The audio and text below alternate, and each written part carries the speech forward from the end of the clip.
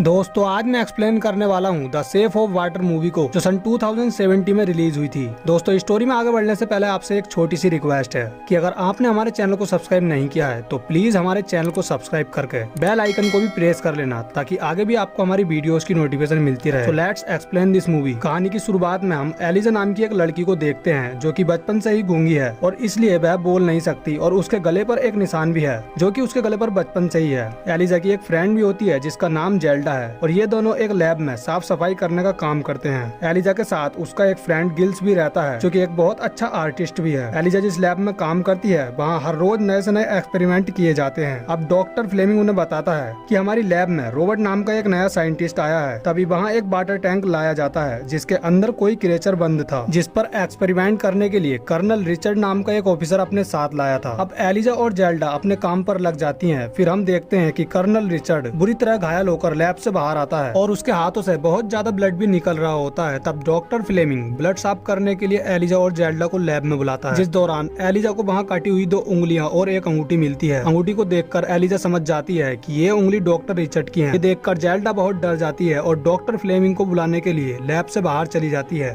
तभी एलिजा को टैंक के अंदर कुछ हलचल सी दिखाई देती है, जिसे देखने वो उसके पास जाती है, जहाँ उसे टैंक के अंदर एक क्रिएचर दिखाई देता है जो कि हूबहू एक इंसान की तरह लग रहा था, जिसे डॉक्टर रिचर्ड साउथ अफ्रीका के जंगलों से पकड़ कर लाया था। जेल्डा को वो क्रिएचर बहुत पसंद आता है। फिर अगले दिन जब सब लोग लैब से चले जाते हैं तब एलिजा दोबारा उस क्रिएचर के पास जाती है और वो देखती है कि उस क्रिएचर को एक चैन से बांध कर रखा गया है।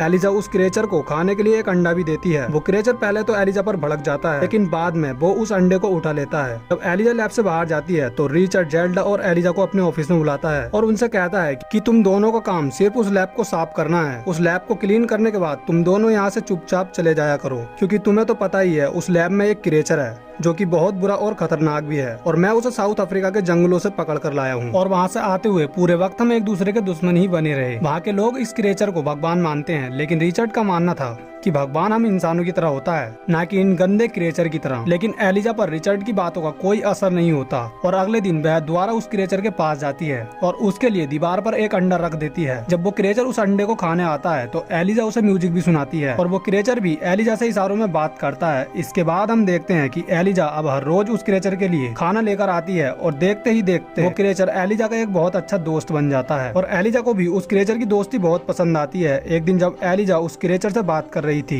तभी वहाँ डॉक्टर रॉबर्ट आ जाता है और वो उन दोनों को बातें करते हुए देख लेता है। एलिजा जिस तरह से उस क्रिएचर से बात करती है उससे साफ साफ पता चलता है कि उन दोनों के बीच अब एक गहरा रिलेशन बन चुका है। लेकिन डॉक्टर रॉबर्ट एलिजा को ये बिल्कुल महसूस नहीं होने देता कि उन्होंने उन दोनों को बात करते हुए देख लिया है। डॉक्टर रॉबर्ट उस लैब की सारी इंफॉर्मेशन रूसियन लोगों को देता है, जिससे ये पता चलता है कि वो एक रूसियन जासूस है। फिर अगले दिन जब एलिजा उस क्रिएचर से मिलने जाती है तो वो देखती है कि वो क्रिएचर एक चैन से बंधा हुआ है और बुरी तरह घायल है। तभी एलिजा को वहाँ किसी के अंदर आने का एहसास होता है और ये देख वो छुप जाती है। तब उस लैब में जनरल रिचर्ड आता है जो कि उस क्रिएचर को बुरी तरह से इलेक्ट्रिक शॉट देकर टॉर्चर कर रहा था। उस क्रिएचर को देखने वहाँ रिचर्ड का चीफ भी आता है। तब रिचर्ड उसे बताता है कि साउथ अफ्रीका के लोग इसे भगवान मानते हैं और इसकी पूजा करते हैं, लेकिन असल में ये कोई भगवान नहीं बल्कि एक गंदा जानवर है और कुछ नहीं। तब डॉक्टर रॉबर्ट उन्हें समझाता है इस जानवर के पास कुछ अनोखी अद्भुत शक्तियाँ हैं।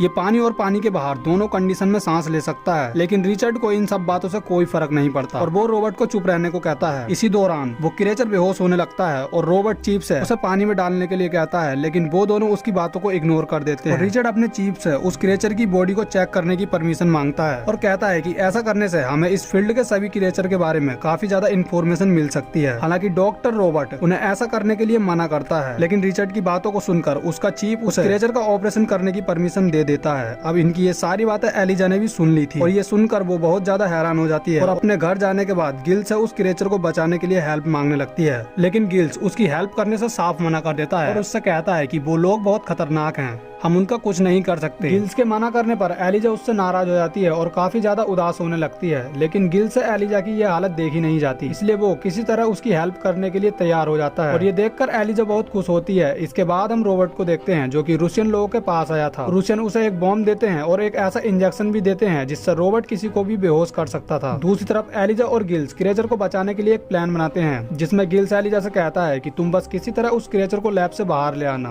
फिर मैं कार लेकर तुम्हारे पास पहुंच जाऊंगा और उस क्रिएचर को उस कार में रखकर हम उसे अपने साथ ले आएंगे। अब गिल्स के कहने पर एलिजा उस क्रिएचर के ऊपर से सारे कैमरों को हटा देती है, जिससे रिचर्ड को कुछ पता न चले। फिर रोबोट रिचर्ड के पास जाता है और उससे उस क्रिएचर की बॉडी पर रिसर्च करने के लिए मना करता है, क्योंकि क्रिएचर के ऊपर एक्सपेरिमेंट करने से उस क्रिएचर की जान भी जा सकती है। लेकिन रिचर्ड रोबोट की बात नहीं सुनता और उससे कहता है कि मैं तुम्हारा सीनियर हूँ और तुम वही करोगे जिसका मैं तुम्हें ऑर्डर दूंगा। इतने में ही रोबोट की नजर उन कैमरों पर पड़ती है जिन्हें एलिजा उस क्रिएचर के ऊपर से हटा रही थी। उन कैमरों को देखने के लिए रोबोट उस लैब के अंदर जाता है, जहाँ एलिजा उस क्रिएचर को बाहर निकालने की कोशिश करती है, लेकिन उस क्रिएचर के गले में चैन बंदी होने के कारण उसे नहीं निकाल पाती। तभी उसके पास रोबोट जाता है और रोबोट को देखकर एलिजा थोड़ी डर जाती है, लेकिन तभी उसे पता चलता है कि रोबोट भी यहाँ उसकी हेल्प करने के लिए आया है, क्योंकि वो जानता था कि रिचर्ड उस क्रिएचर की जान लेने पर तुला है। रोबोट क्रिएचर की चैन खोलने के लिए एलिजा को चाबी देता है, जिसके बाद एलिजा उस क्रिएचर की चैन खोलकर उसे कुछ कपड़ों से छुपाने लगती है। इसके साथ ही रोबोट उस क्रिएचर के खाने के लिए एलिजा को कुछ दवाई भी देता है और एलिजा से कहता है इस दवा और कुछ डिब्बे नमक को इस क्रिएचर के पानी में मिला देना, वरना ये क्रिएचर ज्यादा दिन तक जिंदा नहीं रह पाएगा। दूसरी तरफ गिल्स गाड़ी लेकर लैब के पास पहुंच जाता है, जहाँ गार्ड उसकी ID चेक करता है, जिस दौरान गार्ड को पता चलता है कि गिल्स एक फेक ID लेकर लैब में आया है। तब गार्ड गिल्स को बाहर आने को कहता है और उसे शूट करने की धमकी देता है। तभी रोबोट एक बॉम्ब को लगाकर वहाँ की लाइट ऑफ कर देता है और उस गार्ड को इंजेक्शन लाकर उसे बेहोश कर देता है, जिसके बाद एलिजा और गिल्स